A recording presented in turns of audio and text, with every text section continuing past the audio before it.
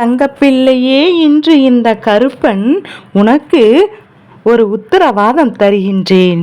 இன்னும் சற்று நேரத்தில் உன் கண்ணீர் சிந்த வைத்தவர்களை உன்னுடைய காலடியில் மண்டியிட வைக்கப் போகின்றேன். என் குழந்தை, இதை உன் அப்பன் கருப்பன் நான் செய்வேன் என்று நம்பினால் மட்டும் என் வாக்கினை இனி தொடர்ந்து நீ கேட்க வேண்டும். அப்பன் மீது நம்பிக்கை இல்லாமல் ஒருபோதும் என் வாக்கினை கேட்கக்கூடாது என்று நான் பலமுறை உனக்கு சொல்லிக் கொண்டிருந்தேன் அல்லவா? என் பிள்ளையே, நீயும் நம்பிக்கையோடு இந்த அப்பனை தேடி வந்துவிட்டாய் அல்லவா? உன்னை கண்ணீர் சிந்த வைத்தவர்கள் அங்கே மனமகிழ்ச்சியோடு இருந்து கொண்டிருக்கின்றார்கள். ஏனென்றால் இதை பார்க்கும் போதெல்லாம் என் பிள்ளைக்கு குலதெய்வத்தின் மீது இருந்த நம்பிக்கையே போய்விட்டது.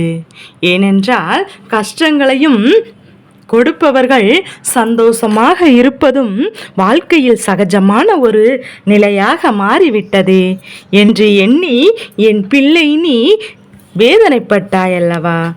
உன் வேதனையை நான் நன்கு அறிந்து கொண்டேன். அதனால்தான் குலதெய்வத்தின் மீது நீ கொண்டிருக்கின்ற நம்பிக்கையும் அவநம்பிக்கையை நான் மீண்டும் உனக்கு நம்பிக்கை கொடுத்து மாற்றி காட்டப் போகின்றேன். தெய்வம் எதற்காக அமைதியாக காத்து உனக்கு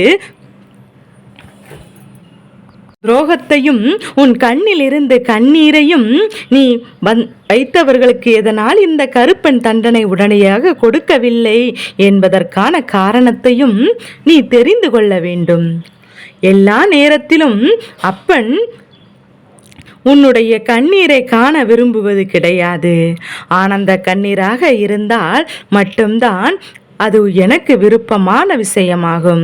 அதே நேரத்தில் என் குழந்தை, உன் வாழ்க்கையில் மட்டுமே அது உனக்கு கண்ணீரை எப்போதும் சிந்த வைக்க வேண்டும் என்று திட்டம் போட்டிருக்கின்றார்கள். அங்கே ஒரு நாளும் ஓய்விடாமல் அந்த திட்டத்தினை மட்டும்தான் தீட்டிக் கொண்டிருக்கின்றார்கள். அவர்கள் போட்ட அந்த சதி திட்டமானது வெற்றியும் பெற்றுவிட்டது. ஏனென்றால் நீ கண்ணீர் சிந்து விட்டாய் அல்லவா? அதுதானே அவர்களுடைய நோக்கமாக இருந்தது. அதை நீ செய்து விட்டதனால்தான் அவர்கள் நினைத்து வெற்றி பெற்றது. ஆனால் அதன் பிறகு அவர்கள் வாழ்க்கையில் என்ன நடந்தது என்பதையும் நீ புரிந்து கொள்ள வேண்டும். என் பிள்ளையே, அடுத்தவர்களுக்கு கஷ்டத்தை கொடுத்து அடுத்தவர்கள் கண்களில் இருந்து வருகின்ற கண்ணீரை கண்டு ரசித்து ஒருவர் நிற்கிறார் என்றால் அவர்கள் எப்போதும் மன்னிக்க கூடாதவர்கள் அல்ல. இவர்கள் தெய்வத்திடம் இருந்து ஒரு நாளும் மன்னிப்பு கிடையாது. இவர்கள் மன்னிப்பு கிடைக்கவில்லை என்றும் தண்டனை கிடைக்கிறது என்றும் நம்மால் எப்படி உணர முடியும் என்று என் பிள்ளை நீ யோசிக்கின்றாய் அல்லவா? என் தங்க பிள்ளையே, நிச்சயமாக உன்னால் உணர முடியும். எப்போதும் தெரியுமா, இவர்களுக்கு தெய்வம் கொடுத்திருப்பது என்னவென்று நீ புரிந்து கொள்ள வேண்டிய சூழ்நிலை உனக்கு எப்போது கிடைக்கும்? ஏனென்றால் என் பிள்ளையே, குலதெய்வம் இவர்களுக்கு எந்த ஒரு மங்களகரமான செய்தியையும் நிகழ்வொன்றையும் நடத்தி கொடுக்காது. இவர்களின் இல்லத்தில் நடக்க வேண்டிய நிகழ்வுகள் எத்தனையோ இருந்து அது நடக்காமல் நிற்கும். அது மட்டுமல்லாமல் இது நடக்கவில்லையே என்று மனம் வெதும்பி நின்று கொண்டிருப்பார்கள். இப்படி இவர்கள் வாழ்க்கையில் ஒவ்வொரு விஷயங்களையும் தொடர்ந்து நடந்து கொண்டே இருக்கும். எல்லாமே குறைவாகவே வந்து நிற்கும். இவர்கள் தொடர்ந்து நடந்து கொண்டிருக்கும் போது இவர்கள் செய்கின்ற செயலில் அவர்கள் மனதில் முழுமையான திருப்தி ஒரு நாள் வந்துவிடக்கூடாது. வெளியில் பேசும்போது அவர்கள் எப்படி வேணாலும் எதை வேண்டுமானாலும் பெருமையாக பேசிக்கொண்டு திரியலாம். ஆனால் உண்மை நிலை என்னவென்பதையும் அவர்கள் மனதிற்குள் மட்டும்தான் அறியும். தாம் செய்த தவறுக்கு ஒருவரை கண்ணீர் சிந்த வைப்பதற்கு தனக்கு தண்டனை கிடைத்திருக்கிறது என்று அவர்கள் நிச்சயமாக புரிந்து கொள்ள வேண்டும். என் குழந்தை தெளிவாக தெரிந்து கொள்ள வேண்டும். குலதெய்வம் யாருக்கும் ஆசிகளை வழங்காது. மற்றவரின் வாழ்க்கையில் நல்லது நினைப்பவர்களுக்கு நல்லதே நடக்கவில்லாட்டாலும் கெட்டது நினைக்காமல் இருப்பவர்களுக்கு அவர்களுக்கு மட்டும்தான் தெய்வம் எப்போதும் நினைத்ததை கொடுத்து கொண்டே இருக்கும். அதே நேரத்தில் என் குழந்தை, இந்த வாழ்க்கையில் நீ நினைத்த விஷயங்கள் அதே நேரத்தில் என் குழந்தை எல்லாம் நடக்காமல் போகும்போது நீ உணர வேண்டிய ஒரு நல்ல விஷயம் என்ன தெரியுமா? ஏதேனும் ஒரு காரணத்திற்காகத்தான் தெய்வம் நமக்கு இதை கிடைக்க விடாமல் செய்திருக்கிறது என்று என் பிள்ளை நீ புரிந்து கொள்ள வேண்டும். என் பிள்ளையே, இந்த நேரத்தில் நீ இதையெல்லாம் தெரிந்து கொள்ள வேண்டிய கட்டாயம் என்ன தெரியுமா? உனக்கு கண்ணீரை சிந்த வைத்தவர்களின் நிலை என்னவென்று நீ தெரிந்து கொள்ள வேண்டும் என்பதை புரிந்து கொண்டு நான் நினைப்பதற்கு காரணம் ஒரு நாளும் புரிந்து கொண்டு யார் ஒருவரின் கண்ணீருக்கு காரணமாக இருந்துவிடக்கூடாது. அது பாவத்தின் மிக பெரிய பாவம். அவர்கள் கண்ணீர் சிந்துகின்ற நிலைக்கு வந்து தெய்வத்திடம் வந்து முறையிடும் போது தெய்வம் அவர்களுக்கு ஒரு வார்த்தைகளை தான் முதலில் மதிக்கும் என்பதை நீ மறந்து விடாதே.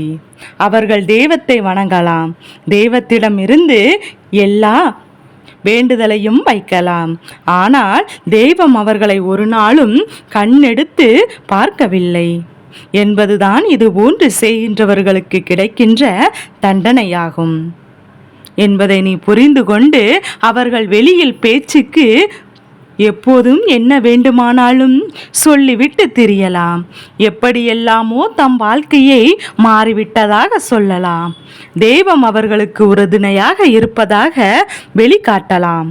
ஆனால் உண்மை நிலை அவர்கள் குடும்பத்தில் ஏற்படுகின்ற ஒவ்வொரு பிரச்சனைகள் என்று எல்லாமே அதனை வெளிக்காட்டிவிடும். இனிமேல் இவர்களுடைய பிரச்சனைகள் தான் நான் பார்த்து கொள்ளப் போகின்றேன்.